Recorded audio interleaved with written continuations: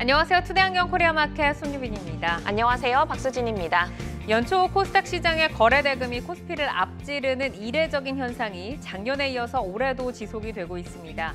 증권가에서는 금리 인하 사이클에 맞춰서 성장주에 대한 관심이 쏠리기 때문이라는 분석인데요. 오늘도 외국인과 기관의 동반 매수에 힘입어서 코스닥만이 상승을 지켜냈습니다. 개별 테마들은 아주 강한 모습을 보였죠. 네, 오늘은 통신장비, 가상화폐, STO 등 테마주들이 강한 시세를 형성했습니다. 특히 이재용 삼성전자 회장의 올해 첫 현장 경영으로 6G 개발 현황을 점검한 것으로 알려지면서 센서뷰, KMW 등 통신 장비주들이 모처럼 기분 좋게 날아올랐습니다. 개별 테마주의 움직임이 활발했던 하루였는데요. 투데이안경 코리아마켓 첫 번째 이슈픽의 주인공은 누구일까요? 네, CS2024에서 삼성전자와 LG전자가 생성형 AI가 탑재된 로봇을 선보이면서 전 세계인의 이목을 끌었습니다. 투데이안경 이슈픽 첫 번째, 로봇 대중화 나선 삼성전자입니다. 삼성전자가 CS2024에서 상용 로봇인 보핏이 이미 B2B 판매를 시작을 했고요. 추가 보완 후 B2C도 시작할 계획이라고 밝혔는데 상용화 로봇 시장 공식 진출과 더불어 자체 로봇 플랫폼도 구축 중임을 알렸습니다. 또한 CS2024에서 생성형 AI가 탑재된 개인 로봇 볼리도 공개를 했는데요. 로봇 대중화에 공격적인 행보를 보이는 삼성전자 훈풍이 로봇주로 옮겨간 하루였죠. 네, 오늘 가장 주목받은 종목은 코닉 오토메이션과 이렌시스였습니다. 보핏 감속기 공급업체인 이렌시스는 장중 신고가를 기록했고요. 코닉 오토메이션은 20% 가깝게 상승 마감했습니다. 그리고 V원텍, 큐렉소 등 로봇주 전반적으로 온기가 감돈 하루였는데요. 로봇 이슈에 이은 투데이안경 이슈픽 두 번째 주제는요. 네, 투데이안경 이슈픽 두 번째, 비트코인 제도권 진입 새 역사입니다. 비트코인이 제도권 진입의 마지막 관문을 넘어섰죠. 미국 증권거래위원회가 비트코인 현물 ETF의 거래소 상장 거래를 승인하면서 일반적인 주식, ETF와 똑같은 매매 방식으로 간편하게 사고 팔 수 있게 됐습니다. 편하게 투자할 길이 열리면서 대규모 자금 유입으로 이어질 전망인데요. 오늘은 가상화폐 관련주의 날이었다라고 해도 과언이 아니었죠. 네, 맞습니다. 국내 최대 가상자산 거래소인 업비트의 운영사 두나무 관련주인 우리기술투자 그리고 하나투자증권이 동반 상한가를 기록했습니다. 이외에도 카카오뱅크, 위지트, 다날 등 관련주들이 일제 오름세로 마감을 했는데요. 비트코인 제도권 진입 소식에 주목받고 있는 가상화폐 관련주, 실질적인 연결고리와 외형 성장 추이 잘 확인하셔야겠습니다. 네, 투데이안경 이슈픽 종목 로봇과 가상화폐 관련주 가운데서 뜨거운 관심 받고 있는 레인보우 로보틱스, 코닉 오토메이션, 우리기술투자 그리고 카카오뱅크입니다. 종목들의 최적화된 매매 타이밍을 포착해보는 매도의 기술 지금부터 시작합니다.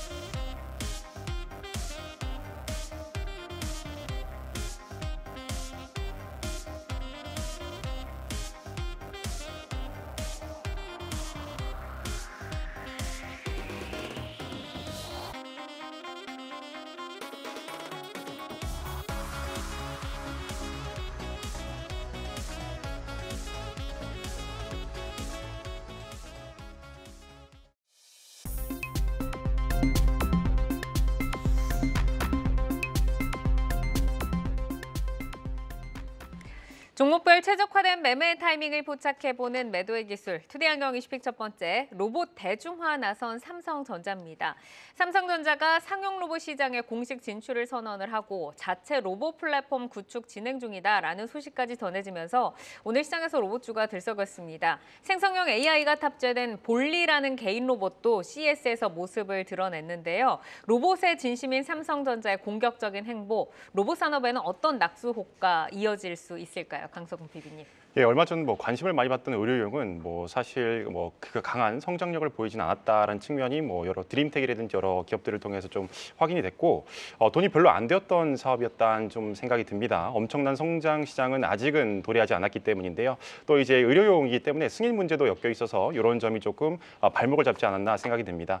돈이 되기 위해서는 산업 현장에 써야 되는데 이는 이미 뭐 현대 로템 등이 하고 있기 때문에 이런 점도 조금 되는데 다만 작년까지는 이제 AMR이라든지 AGV 등이 주목을 받는 해라고 한다면은 올해는 또 새로운 기술이 주목받고 있고 삼성전자가 이쪽에도 기술 개발에 힘을 쓰고 있기 때문에 새로운 성장을 다시 동력을 가져가지 않을까 이런 생각을 하고 있습니다. 이 새로운 기술이 무엇인지에 대해서는 뒤에 가서 또 상세히 말씀드리겠습니다. 네.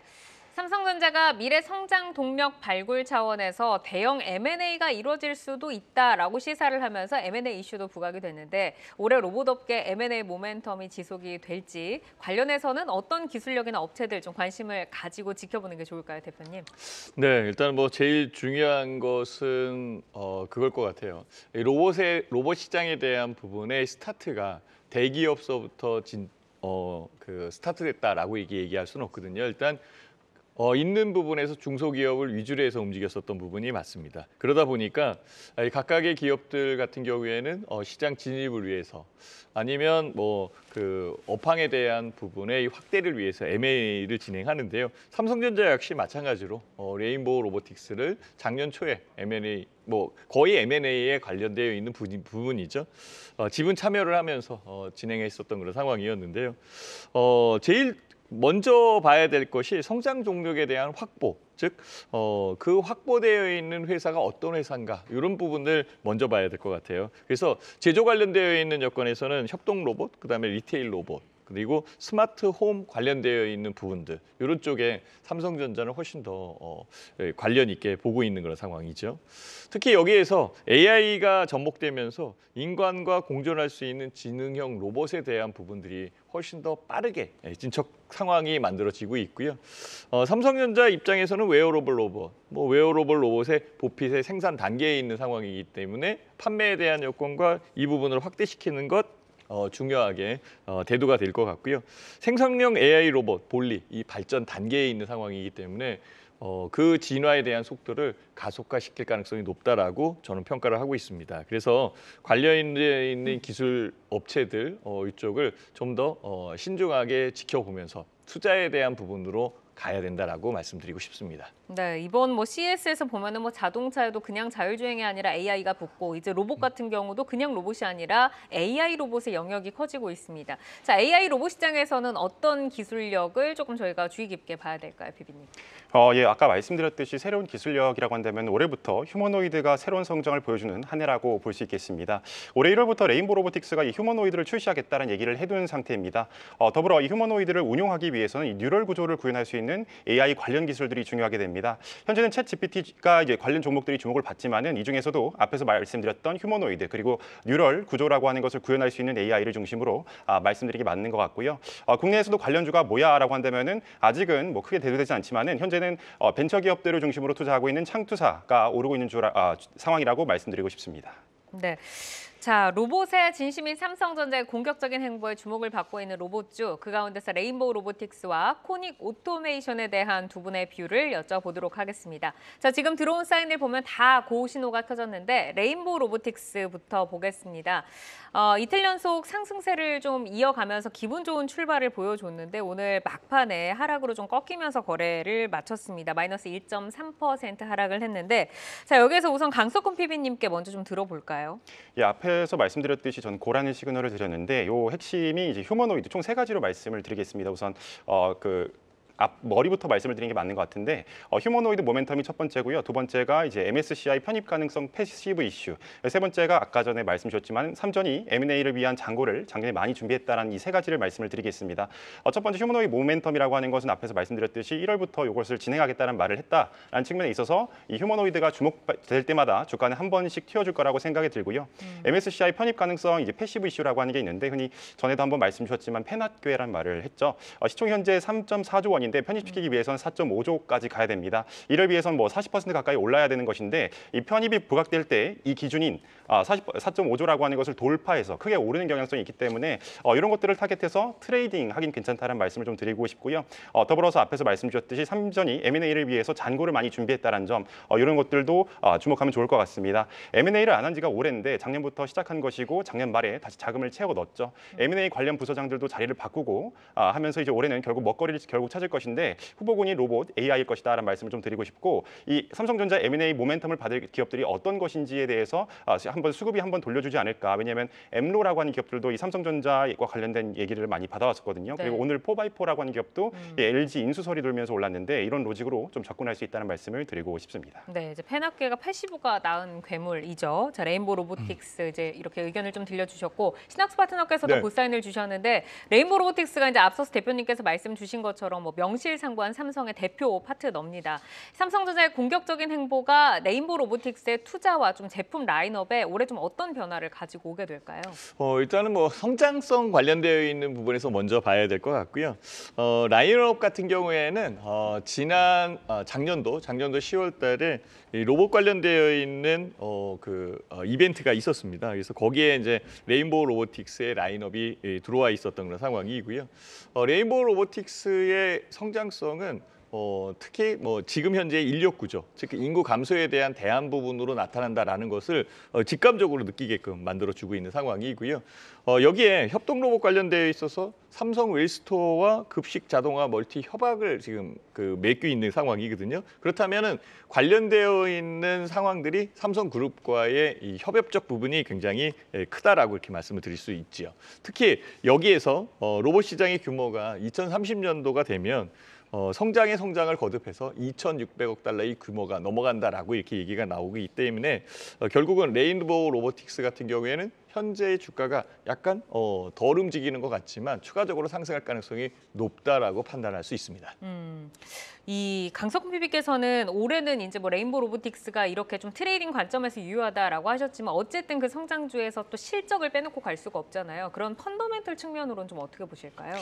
사실 펀더멘털 측면에서는 아직은 좀 찾기 이르지 않나라는 생각이 듭니다. 앞에서 말씀드렸듯이 올해 이슈를 기준으로 말씀을 좀 드리고 싶은데 올해 이슈는 앞에서 말씀드렸던 이 세 가지 이슈가 되겠습니다. 패시브 수급이라고 하는 것 그리고 앞에서 말씀드렸던 이 M&A라고 하는 이슈가 꼭 한 번씩은 돌아줄 것 같은 생각이 들거든요. 기존에 그래왔다라고 했고 최근에 로직 자체가 이 수급 이슈라고 하는 것들이 많이 작용하기 때문에 실적 이제 모멘텀이라고 하는 게 작동하기 시작하면은 뭐 그제서야 이제 반응할 수 있겠지만은 아직은 이 패시브라고 하는 것과 이 M&A 이슈라고 하는 것들이 시장에 전반적으로 작용하고 있는 상황 속에서 레인보우 로보틱스를 투자한다라고 한다면 사실 펀더멘털 측면보다는 요 수급 이슈를 좀 바라보시는 게 낫지 않을까라는 말씀을 좀 드리고 싶습니다. 네, 자 레인보우 로보틱스가 어쨌든 작년에는 가장 먼저 달려 좀 뜨거웠던 그런 로봇 대표적인 종목이었는데 지금 여기에서 뭐 소득 측면으로 봤을 때 좀 탄력성을 기대를 하면 다른 종목으로 좀 갈아타봐야 될지 아니면 여기에서 좀 유효하게 전략을 좀 가져가야 될지 신학스 파트너께 한번 들어볼까요?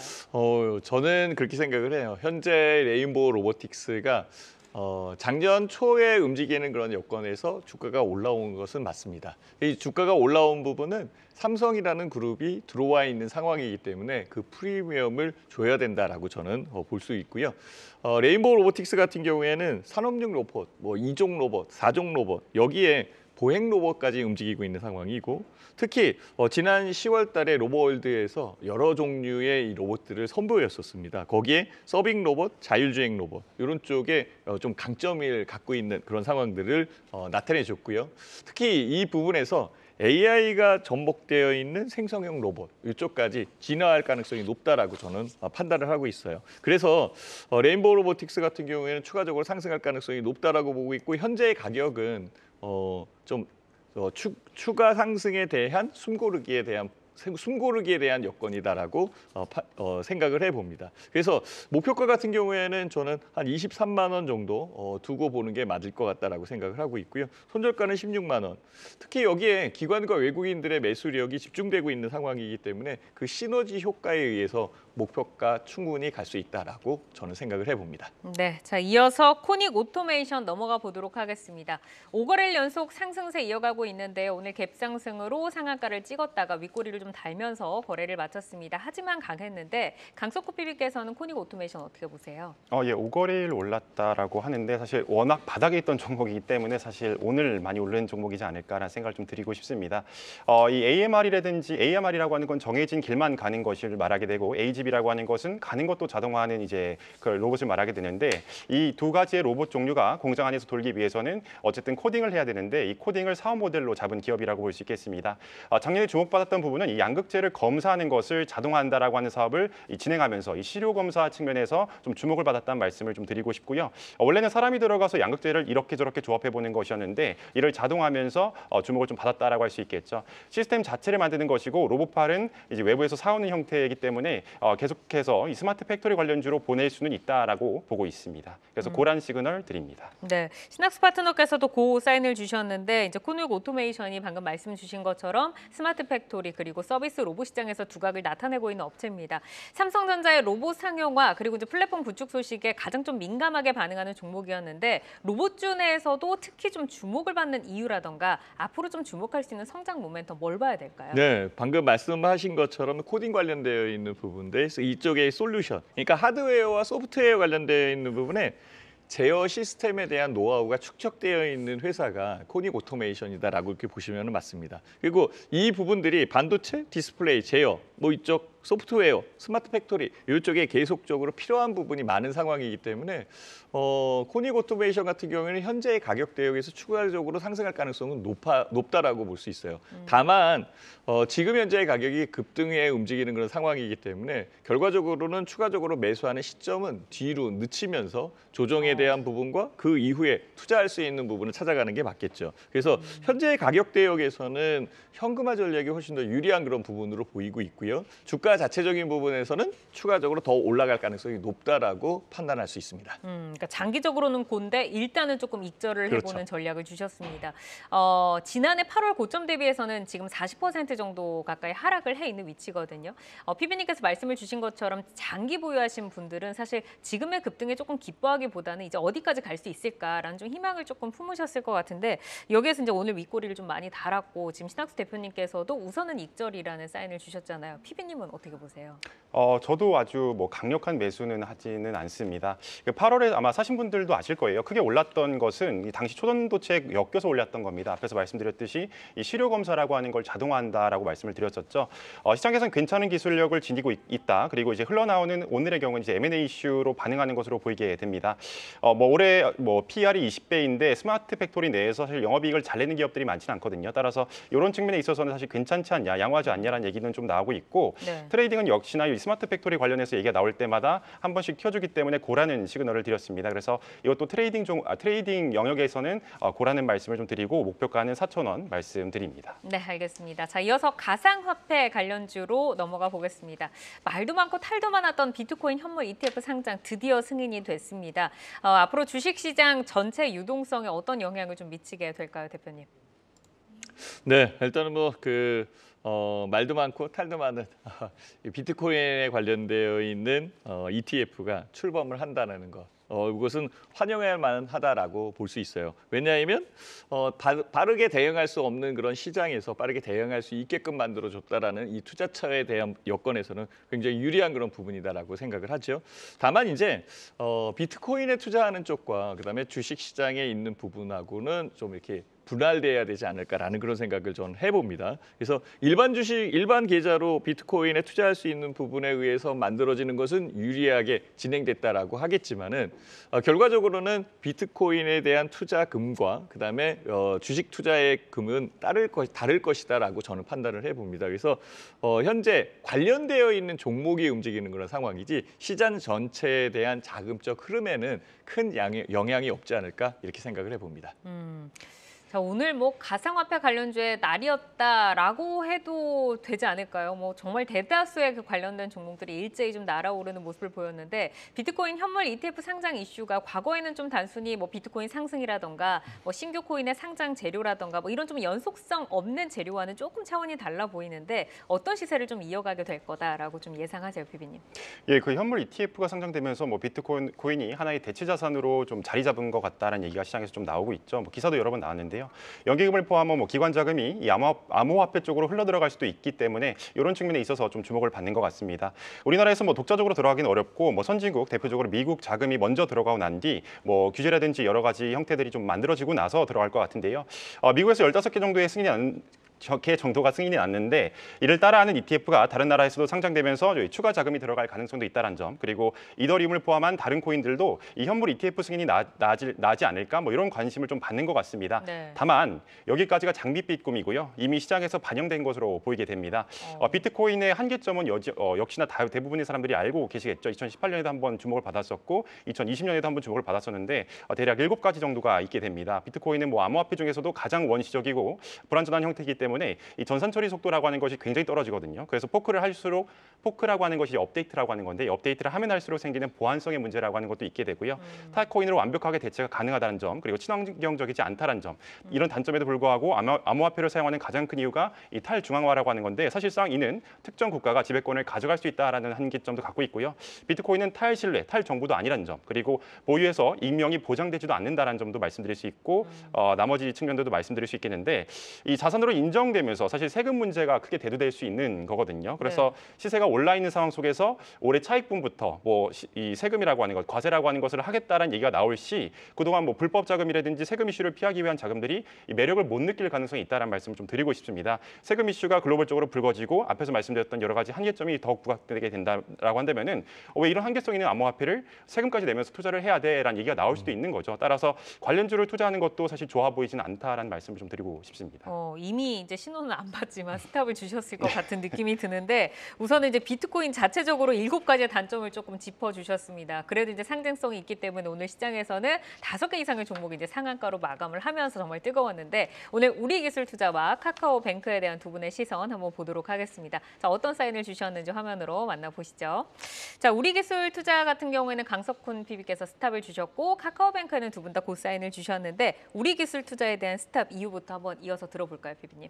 예, 무엇보다도 주가 차트상 쌍봉을 그렸기 때문입니다. 뭐 앙드레 코스톨라니도 고려하는 유일한 기술적 지표가 이제 MW 곡선이라고 하는 건데 해당 가격대의 매물이 많기 때문에 오늘이 아니더라도 향후 지속적으로 나올 수 있는 주수가 좀 많다는 말씀을 좀 드리고 싶고요. 오늘 비트코인 현물 ETF 승인 이슈로 관련주들이 같이 오르긴 하지만은 또 급하게 빠지기도 한다라는 점도 주목하시면 될 것 같습니다. 네. 무엇보다 이벤트 소멸이라는 점에서 주가가 크게 올라줄 이유가 많지 않다는 점도 말씀드리고 싶고요. 만일 시장이 고를 외치면 이 12,000원까지 오를 수도 있겠지만은 그러기 위해서는 사실상 이더리움이라든지 다른 코인의 승인 이슈도 빨리 부각이 돼야 되거든요. 근데 하지만 현재 분위기상 그러긴 좀 어려워 보이기 때문에 이런 측면에서 스탑이란 시그널을 드렸습니다. 추가적인 모멘텀이 나오지 않고서는 변동성만 클 수 있다라는 좀 말씀이신 것 같고 신학수 파트너께서는 네. 고사인 주셨는데 어떤 이유일까요? 저는 약간 좀 달리 생각하는데요. 현재 상황에서는 추가적으로 상승할 가능성이 높다라고 저는 판단을 하고 있습니다. 다만 오늘 가격에 대한 부분에서는 주가가 올라온 여건이기 때문에 급하게 접근하는 것은 안 좋다. 그러니까 현재의 가격에서는 그 현금화시킬 수 있는 전략적 부분이 필요한 그런 상황이고 추가적으로 시장이 안정되는 그런 상황이다라고 한다면 우리기술투자는 추가적으로 더 상승할 가능성이 높다라고 봅니다. 그 이유 같은 경우에는 비트코인에 대한 여건의 투자, 이 상황도 실질적으로는 실적이나 실적 이외에 대한 부분에 영향을 줄 수 있는 상황이고 이슈에 대한 부분이 아직 남아 있다라고 판단할 수 있어요. 그래서 추가적으로 상승할 부분은 분명히 있는 그런 상황이기 때문에 현재의 상황에서는 접근이 좀 힘들지만 조정 이후에는 매수 가능성이 있다라고 판단을 해서 고사인을 드립니다. 이슈는 계속 이어질 거다라는 말씀이신데 신학수 대표님께 계속해서 좀 질문을 드려보도록 하겠습니다. 그러면 조정 이후에 좀 들어가 보자라고 하셨잖아요. 오늘 혹시 잡으신 분들 상한가 따라잡기 하신 분들 어떻게 그러게요. 조금 대응을 해봐야 될까요? 사실 현재의 상황에서는 상승력이 굉장히 강하게 올라오고 있는 그런 여건으로 판단이 들고요. 내일 아침에 고점에서 매도할 수 있는, 그러니까 물량을 줄여가는 그런 물량을 줄여가는 전략적 부분의 매매 패턴, 매매에 대한 부분이 필요한 그런 상황이라고 저는 판단을 해봅니다. 그래서 현재 가격에서 무리하게 쫓아가는 것보다는 일단은 한 발 뒤로 물러서서 봐야 되는 그런 상황이지만 들어가 있는 상태다라고 한다면 일단은 높게 팔아야 되겠죠. 그래서 네. 내일 아침에 높은 가격에 파셨으면 하는 그런 생각을 해봅니다. 알겠습니다. 자, 이어서 카카오뱅크로 넘어가 보도록 하겠습니다. 코인원 협력 업체로요. 오늘 10% 정도 급등이 나와서 신고가를 기록을 했고 굉장히 강한 모습으로 거래를 맞춰줬습니다. 강석훈 PB께서는 이제 카카오뱅크에는 고사인 주셨는데 어떤 이유일까요? 사실 목표가를 높게 안정했기 때문에 강력한 거는 아니고요. 오늘 뱅크 플러스 10%, 페이도 18% 가량 상승했었고 급등 사유에 코인원 이슈도 있고 단기 모멘텀적인 이슈인 것 같은데 거기다 이제 토스 IPO 상장 가치에 대한 얘기도 나오면서 이 가치 재조정에 대한 얘기가 나오고 있거든요. 그래서 이런 이슈가 제일 메인으로 크게 오르고 있는데 펀더멘털 이슈적으로 주목할 만한 부분이 3가지 정도가 있는데 요건 이제 차차 말씀을 드리는 게 좋을 것 같고 고라고 말씀을 드렸지만 요건 이제 기업 자체적인 측면에서는 고란 말씀을 좀 드리고 싶고 네. 주가적인 측면에서는 아주 매력적인 기업은 아직은 좀 아니다라는 말씀을 드리고 싶습니다. 고지만은 펀더멘털 측면에서는 고지만은 주가 측면에서는 그렇게 매력적이진 않다라는 말씀을 좀 드리고 싶습니다. 내용은 곤데 굳이 여기에 투자를 하진 않겠다. 그렇죠. 좀 정리를 해주셨네요. 자, 신학스 파트너께서도 이제 고사인을 주셨는데 카카오뱅크가 이제 최근에 외국인 기관 동반 매수가 좀 들어오고 있습니다. 코인원 협력업체로 어느 정도의 거래 증가 효과를 좀 기대를 해볼 수가 있을지 수급적인 이슈도 한번 들어볼까요, 파트너님? 일단은 수급은 조금 더 몰려 들어올 가능성이 높다라고 저는 판단을 해봅니다. 그렇지만은 역시 카카오뱅크에 대한 기본적 부분이 분명히 있는 것으로 판단이 듭니다. 이슈에 의해서 급등한 그런 상황이기 때문에 현재의 가격대에서는 접근하기가 어려운 부분이 분명히 있죠. 그래서 있는 부분의 물량을 줄여가면서 재매수를 조율하는 게 훨씬 더 유리하다고 저는 판단을 하고 있고요. 네. 카카오뱅크 자체적인 부분에서는 이 코인 이슈보다는 은행 이슈, 은행에 대한 여건으로 보시는 게 훨씬 더 현명하지 않겠나라고 생각을 하고 있고요. 향후 은행주에 대한 성장성 그리고 성장에 대한 경쟁력에 있어서 카카오뱅크가 유리한 부분이 분명히 있거든요. 이런 부분에 실적적 기대감은 분명히 살아남아 있는 상황이죠. 그러다 보니까 현재의 주가에서 급급하는 것보다는 좀 중장기적인 포지션을 잡고 움직이는 전략적 장기 투자 이런 것들이 카카오뱅크에서는 유리하다라고 말씀드리고 싶습니다. 네, 지금 카카오뱅크가 한 5개월여 만에 지금 다시 조금 상승을 해줬는데 여기에서 만약에 수익권으로 좀 돌아서신 분들이라고 하면은 좀 탈출의 기회를 노려봐야 할지 어떻게 좀 보세요, PB님 가격적으로? 가격적으로 탈출의 기회를 조금 눈높여서 목표가를 32,000원으로 말씀을 드렸거든요. 네. 그래서 아주 높은 상황은 아니고 이런 정도에 가까워지게 되면은 이제 탈출의 기회로 좀 잡으셔도 된다는 말씀을 드리고 싶습니다. 앞에서 말씀드렸듯이 밸류에이션 부담이라고 하는 이슈가 좀 크고 현재 성장하는 기업도 성장하는 시장 자체도 타 기업의 몫을 가져와야 되는 상황이거든요. 그래서 원래 인터넷 은행의 취지 안쪽에서 좀 생각해 봤을 때 이 신한지주가 19조 카카오가 14조 정도인데 사실상 제약이 큰 시장임에도 불구하고 너무 많은 기대감이 좀 반영되지 않았나 싶어서 사실은 좀 짧게 가져가시는 것을 권해드립니다. 네, 고는 고지만 굉장히 보수적인 고를 주셨고 신학스 파트너께서도 조금 조정이 오면은 재매수 시점으로 주셨는데 전략 한번 들어볼까요? 네, 일단 전 장기 투자에 대한 부분으로 본다면 승산이 있다라고 생각이 들고요. 현재 가격 대역이 3만 원 아래에 있는 그런 상황이거든요. 29,700원이니까 다만 여기에서 얼마만큼의 가치를 부여해 줄까라는 것은 그 이후의 상황이지만 현재의 가격보다는 높다라고 저는 판단을 할 수 있고요. 가격에 대한 흐름의 주별 차트로 보면은 제일 안정된 부분에서 움직였었던 가격 대역, 반등에 대한 가격 대역이 3만 원이 넘습니다. 그래서 3만 5천 원과 3만 6천 원 이 사이까지 반등할 가능성이 있으니까 그 부분까지 조금 더 호흡을 길게 두고 투자하면은 유리한 부분이지 않겠나라고 판단을 해봅니다. 네, 오늘 가상화폐주들이 크게 시세를 주기는 했습니다만 지금 이슈가 현실화된 만큼 좀 주의를 해서 보자라고 두 분 다 목소리를 주셨습니다. 자, 오늘 레인보 로보틱스와 코닉 오토메이션, 우리기술투자 그리고 카카오뱅크까지 살펴봤고요. 저희가 현재 주가와 현재 모멘텀을 기준으로 매매 포인트 드리기 때문에 시장이 변화하면 전략도 변동 가능한 점 기억을 해주시기를 바라겠습니다. 계속해서 이슈, 모멘텀 팔로우하면서 여러분의 전략 체크해드리겠습니다.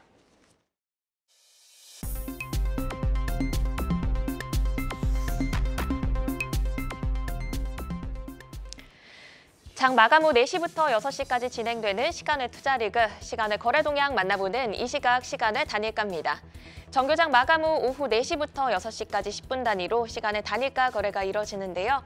시간의 주요 종목 등락률 실시간으로 생생하게 전달해 드리겠습니다. 그럼 이 시각 시간의 단일가 코스피 상승률 상위부터 살펴보겠습니다.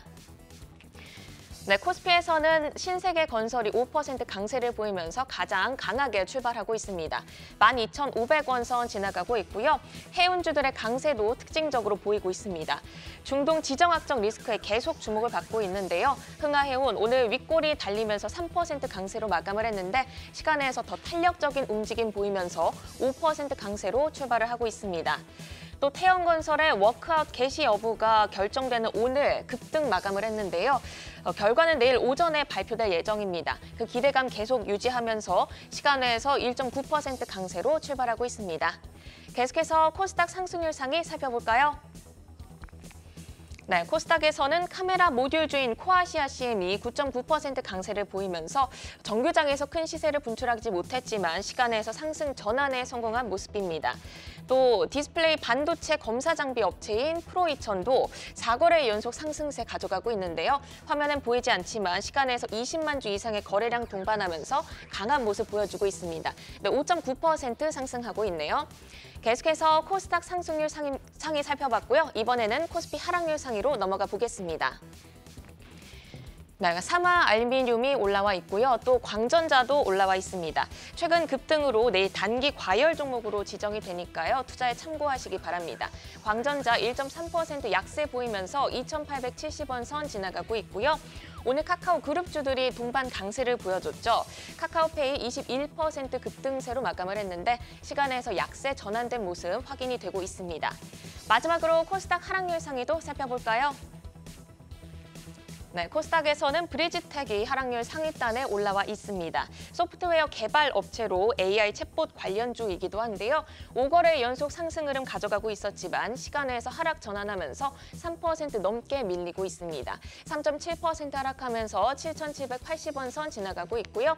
폴라리스 오피스도 1.9% 약세 보이면서 6,700원의 거래 이어지고 있습니다. 이렇게 이 시각 시간의 단일가 살펴봤는데요. 시간의 단일가 매매는 오후 6시까지 10분 단위로 매매가 체결됩니다. 모멘텀과 거래량 등 꼼꼼히 살펴보시고 시간외에서도 성투 전략 세워가시길 바랍니다. 시간의 단일가 거래 동향, 잠시 후 시간의 단일가 특징주를 통해서도 확인하실 수 있습니다.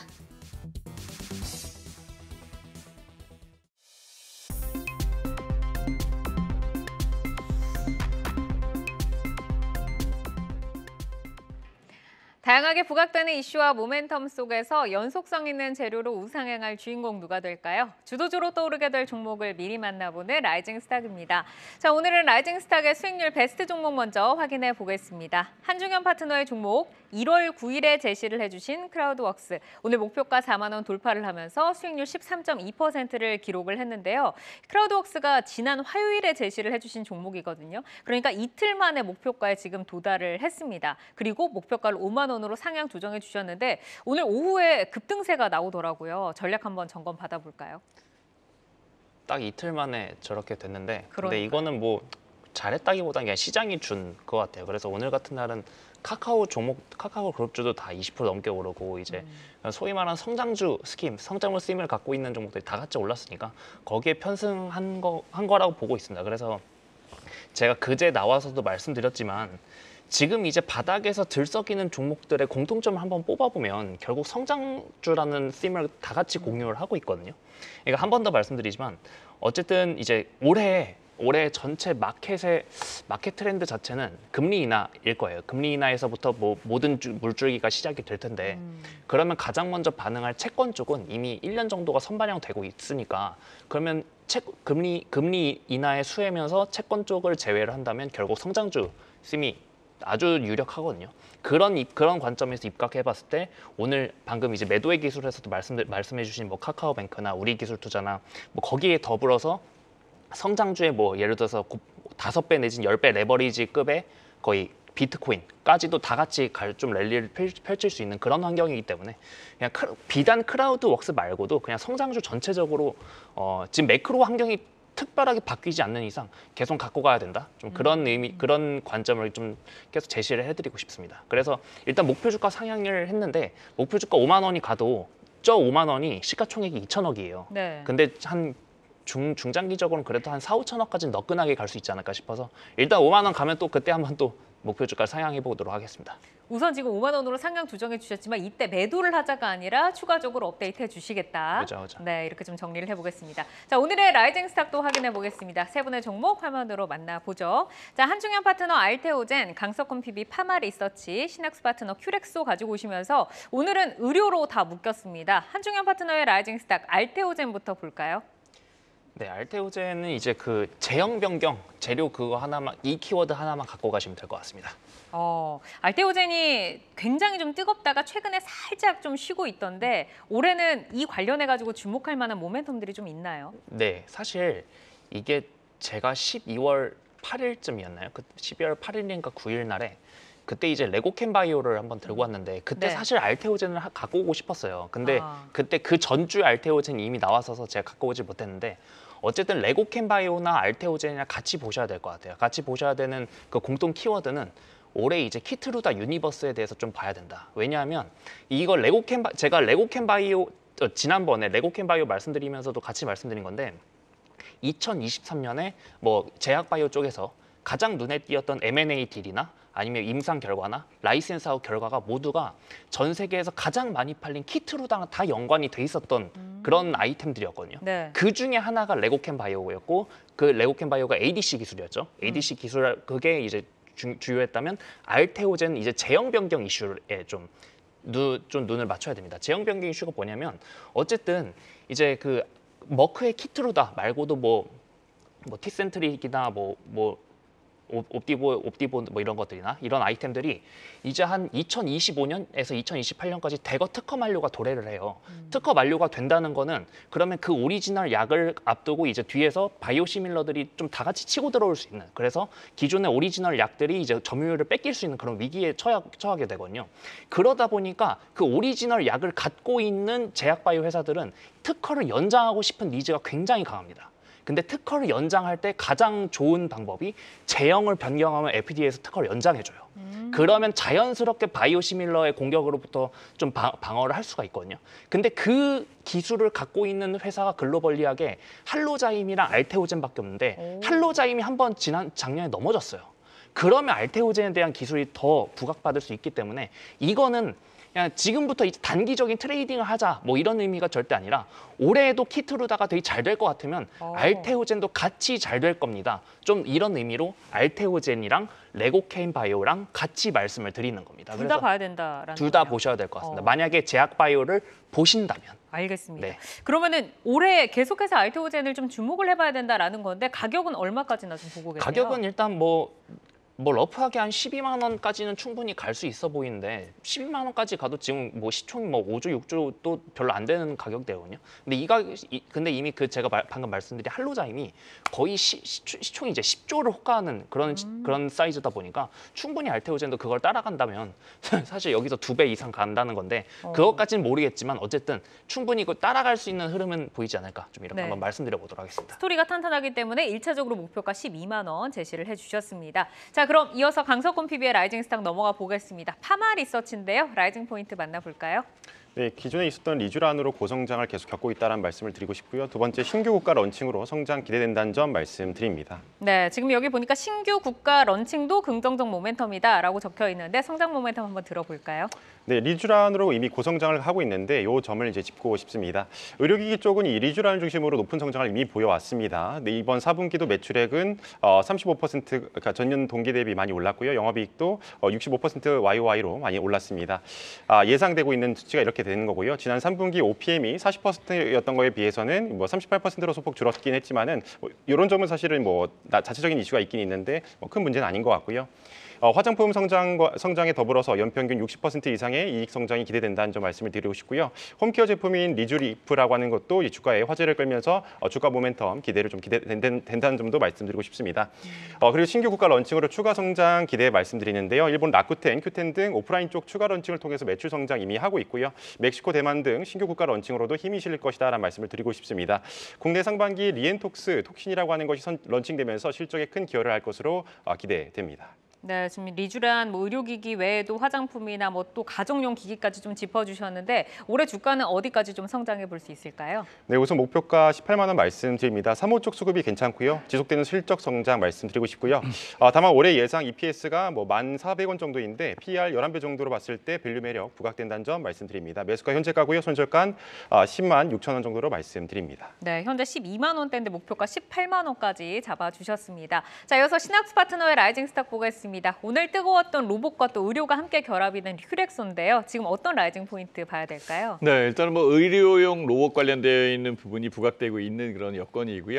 이 부분에서 좀 더 정교한 로봇들을 생산을 해서 사용을 하는 그 큐렉소 같은 경우에는 훨씬 더 성장력이 있다라는 그런 취지로 말씀을 드리도록 하겠습니다. 네, 작년에도 이제 로봇과 의료가 좀 붙을 때 좀 뜨겁게 날아갔던 그런 좀 기억이 있는데 올해는 얼마나 좀 성장을 해볼 수 있을지 스토리 들어볼까요? 네, 일단 제일 중요한 것은 이 큐렉소에 대한 거래량이었습니다. 이 거래량이 좀 적게 움직였었던 부분이었는데 지금은 거래량이 200만 주 이상 움직이는 상황이기 때문에 결국은 현재 가격 대역에서 투자자들은 지금 보고 있다라고 보시면 딱 맞고요.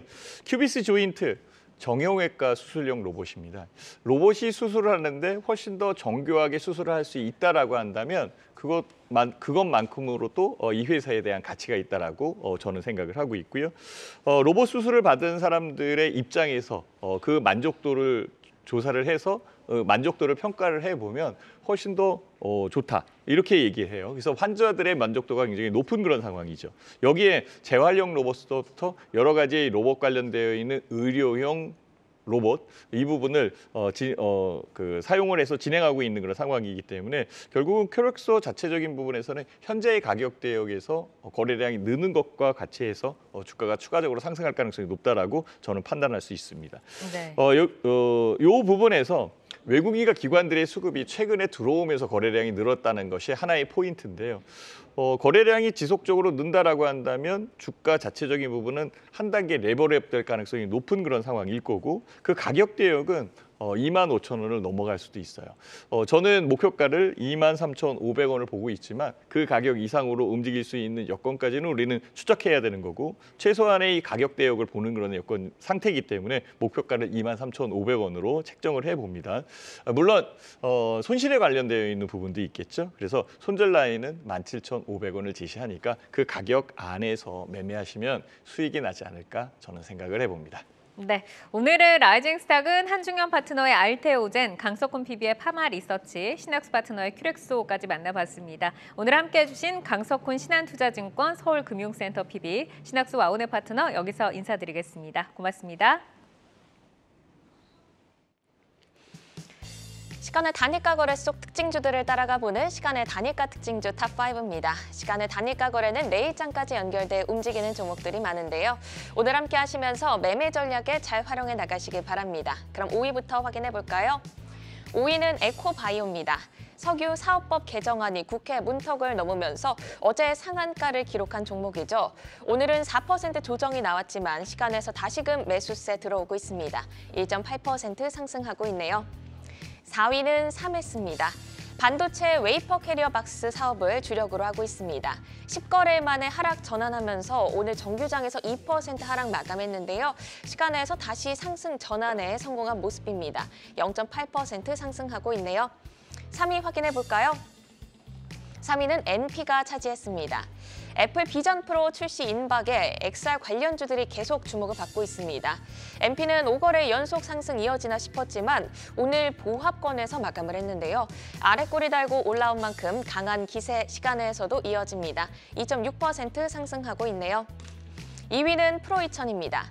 디스플레이 반도체 검사 장비 업체로 4거래 연속 상승하며 좋은 흐름 보이고 있습니다. 시간에서 거래량 동반되는 기분 좋은 상승 보여주고 있는데요. 4% 강세로 출발하고 있네요. 대망의 1위 종목 확인해 볼까요? 네, 1위는 흥하해운이 올라와 있습니다. 중동 지정학적 위기가 더욱 고조되면서 홍해발 물류 대란 사태가 장기화 조짐을 보이고 있습니다. 현재 시가내에서 해운주들이 활발하게 움직이고 있는데요. 흥하해운 거래량 동반한 7%의 강세 보여주고 있습니다. 중동 지정학적 위기가 고조되면서 연일 관심을 받고 있는데요. 흥하해운 긍정적인 뷰 유지해봐도 좋을까요? 사실 이제 해운주 말고도 이제 이런 국제 분쟁 관련 종목들이 이렇게까지 특히나 신년까지 좀 강세로 보일진 저는 솔직히 몰랐습니다. 근데 어쨌든 해운 쪽에 대해서 한번 뉴스 플로우를 간단하게라도 쭉 정리를 해드려 보면 작년 말이었죠. 작년 말에 이제 수에즈 운하를 통해서 홍해로 가는 루트가 일단 중단이 되면서 그래서 이제 그 부분에 대해서 미국을 포함한 연합군들이 에스코트를 재개를 하면서 아 여기서 이제 한번 그래도 정상화가 좀 되겠구나. 좀 이렇게 다들 기대를 하고 있었는데 연합군이 미군이 실제로 뭐 해적들이나 이런 그 분쟁 주체들에게 좀 무력적인 그 압박을 가하지 못하는구나. 가하는 순간 그건 이제 국제 분쟁으로까지 이어지게 되니까 미국이 참전하게 되는 거니까 그러다 보니까 그걸 안 이제 반군이라고 해야 될까요? 반군들이 재차 공격을 하면서 이제 그 홍해로 들어가는 그 이제 선박들이 다시 한번 공격을 받는 그런 상황까지 오게 됐습니다. 그래서 홍해에서 좀 이도저도 못했던 선박들이 전부 다 수에즈 운하로 돌아갔고 이제 그 선박들이 전부 저 아래죠 저희 이제 희망봉까지 쭉 밑으로 돌아가는 루트까지 그렇게 삥 돌아가는 루트로까지 변경이 됐습니다. 그래서 사실 정상화가 언제 될지 모르겠어요. 그 국제 분쟁 이슈가 정상화가 언제 될지 모르겠지만 어쨌든 흥하해운이 바닥에서 거의 2배 가까이 올랐기 때문에 지금부터는 철저하게 보유자분들의 영역인 거지 지금이라도 좀 더 들어가서 뭔가 좀 해볼까? 그런 생각을 웬만하면 안 하셨으면 좋겠습니다. 그리고 제가 앞에서도 방금도 말씀드렸지만 이런 종목들, 소위 말하는 뭐 분쟁 테마들, 뭐 이런 것들은 보통 시장이 어려울 때 그때 이제 좀 반사수혜를 받는 경향이 없잖아 있거든요. 근데 시장이 어려울 때는 분쟁 테마주가 급등하기도 하지만 우량주들이 한번 흔들리기도 해요. 저라면 이제 이만큼 바닥에서 2배 올라온 이런 분쟁 테마를 보기보다는 오히려 위에서 좀 흔들리는 그런 우량주들을 그런 종목들을 좀 더 선별적으로 사는 게 맞지 않을까 좀 이렇게 한번 생각해 보고 있습니다. 네, 오히려 위에서 흔들리는 우량주 쪽으로 더 추천을 해주셨고요. 이어서 엔캠 보겠습니다. 전해액 업체인데요. 미국 IRA 세액공제에 포함되면서 지난해 11월부터 우상향 기조를 유지하고 있습니다. 어제 장중 신고가를 기록했고 오늘은 종가로 9만 원 선에 안착하는 분위기인데요. 추가 상승에 무게를 두고 대응해봐도 좋을까요? 야, 엔캠도 진짜 좀 신기하긴 합니다. 그래서 그 방금도 말씀해 주셨지만 이제 11월부터 쭉 불을 뿜어서 거의 11월부터 얘도 이제 더블이 난 종목이고 심지어 그 2021년 당시에 이제 그 상장됐던 그때 시초가까지 넘어가는 상황이었거든요. 그래서 사실 그 소위 말하는 2차 전지 대장주들이라고 하죠. 뭐 에코프로나 에코프로 BM 걔네는 조금 지지부진하지만 그거랑 이제 차별적인 흐름을 보이고 있긴 합니다. 근데 여기서 좀 저는 개인적 고민이긴 해요. 왜냐하면 그 엔캠은 결국 이제 전해액 기업인데 그 이제 제가 매번 말씀드리지만 매달 1일, 11일, 21일은 그 수출 데이터 잠정치가 발표가 된 날이에요. 근데 또 오늘이 1월 11일이니까 1월 그러니까 올해 첫 잠정 수출 데이터가 발표가 된 날이었는데 역시나 전해액을 포함해서 2차 전지 밸류체인에 관련된 종목들, 뭐 이제 뭐 양극재나 뭐 이런 것들 다 같이 역시나 그 수출 데이터가 안 좋은 모습입니다. 그럼에도 불구하고 이제 그 반사수혜 이제 IRA의 반사수혜 그 이슈 때문에 그것만으로 쭉 치고 올라왔는데 지금은 수출 데이터 관점으로 실적 관점으로 좀 접근하기에도 좀 부담스럽고 그렇다고 밸류에이션이 지금 엄청나게 싸냐 또 사실 그런 건 아니기 때문에 심지어 여기에 세 번째가 거의 좀 결정적이죠. 대표적인 대장주 에코프로랑 에코프로 BM이 안 움직이고 있는 상황에서 여기서 엔캠이 추가적인 차별적인 모습을 보일 것이냐, 전고점을 넘어가면서 보일 것이냐, 그것도 솔직히 좀 잘 장담하기가 어려워서 지금 엔캠 역시도 방금 말씀드린 흥하해운처럼 보유자들의 영역이지 오히려 지금이라도 사야 될까요? 라고 누군가 저에게 여쭤보신다면 저는 이거는 보지 마시라고 말씀드리고 싶습니다. 네, 수출 데이터 상으로 좀 좋지 않은 상황인데 반사수혜 기대감으로 이만큼 올라온 만큼 현 주가 굉장히 부담스럽다 이런 평가하셨습니다. 이어서 오늘장 특징주로 사마 알미늄 진단해 보겠습니다. 장 막판에 미국 시장 진출설이 좀 돌면서 장 후반에 상승폭을 확대하면서 마감을 했는데요. 시간외에서는 하락 전환한 모습입니다. 내일장 어떻게 이어질까요? 단도직입적으로 그냥 쉽지 않을 것 같습니다. 네, 사마알루미늄이 이제 방금도 말씀해 주셨지만 도요타랑 함께 미국 진출을 하겠다. 그래서 알루미늄 박 공장을 설립하겠다. 이런 이슈로 이제 좀 급등을 했었는데 급등 아닌 급등을 했었는데 주가는 그래도 나름 단단하긴 합니다. 작년 7월부터 이제 그러니까 한 여름부터죠. 여름부터 이제 수출 데이터 2차전지 관련 밸류 체인들은 수출 데이터는 꺾였지만 그때부터 에코프로나 에코프로비엔 날아갔었고 그때 이제 2차전지도 한번 날아가면서 지금 이제 전저점을 웬만하면 깨는 그런 구간인데 사마알루미늄은 작년 한 4월, 5월, 6월, 7월 그때 7월 이후에 8월까지 좀 급등 나왔다가 다시 급등 바로 직전 가격까지 계속 유지하고 있는 모습이라서 지금은 만약에 완전 최고점에 잡지 않으셨다면 그래도 그렇게 큰 손해는 안 실 텐데 만약에 들고 계신 분들이 계시다면 이건 이제 올해 새로운 해니까 좀 정리를 하시고 오히려 2차전지를 보신다면 조금 더 똘똘한 종목 위주로 보시는 게 어떨까. 사마알루미늄은 전 개인적으로 좀 매도 의견을 좀 드려보고 싶습니다. 네, 이렇게 오늘 시간의 특징주와 오늘장 특징주 살펴봤습니다. 함께해 주신 한중현 와운의 파트너는 여기서 인사드립니다. 고맙습니다. 글로벌 증시 브리핑 전해드립니다. 오늘 오랜만에 중화권 증시 분위기가 좋습니다. 특히 항생지수의 상승이 눈에 띄는데요. 새해 들어 계속해서 하락폭을 키워오던 항생지수가 이 시각 현재 1.3%대 강세 보여주고 있습니다. 또 사계와 선전지수 역시 0.3%, 1.4% 강세 마감했습니다. 내일 중국에서는 주요 경제 지표들이 대거 발표됩니다. 12월 무역 수지와 CPI, PPI, 그리고 차량 판매량까지 공개되는데요. 과연 이번 발표를 기점으로 중국의 경기 둔화 우려를 조금이나마 해소할 수 있을지 체크해보시면 좋겠습니다.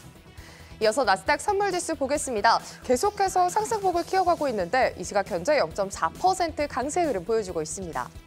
오늘 밤엔 드디어 미국의 12월 CPI가 발표됩니다. 이번 발표를 앞두고 이번 주 내내 증시는 관망세를 보이면서 좁은 폭으로 움직였죠. 먼저 전문가들은 12월 헤드라인 CPI가 전년비 3.2%, 근원 CPI가 3.8%로 소폭 둔화할 걸로 예상했는데요. 이렇게 예상대로 나온다면 연준의 관망세는 꽤 길어질 가능성이 있습니다. 지금까지 글로벌 증시 브리핑 전해드렸습니다. 투데이안경 코리아마켓 오늘 저희가 준비한 소식은 여기까지입니다. 함께해 주신 여러분 고맙습니다.